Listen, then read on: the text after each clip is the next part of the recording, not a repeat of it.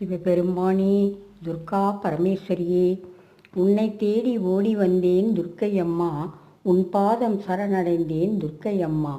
செய் கூறுவது உன் காதில் விழவில்லையா? இல்லை செவி கொடுத்து அதை நீ கேட்கவில்லையா? தாயிடம் சொல்லாமல் யாரிடம் நான் சொல்வேன்? தாய்க்கும் தாயான தயாபரியே, அருள்நிதியே, தஞ்சம் என்று வந்தால் அஞ்ச வேண்டாம் என்பாயே, அண்ட சராசரமும் ஆணையிட்டு காப்பாயே.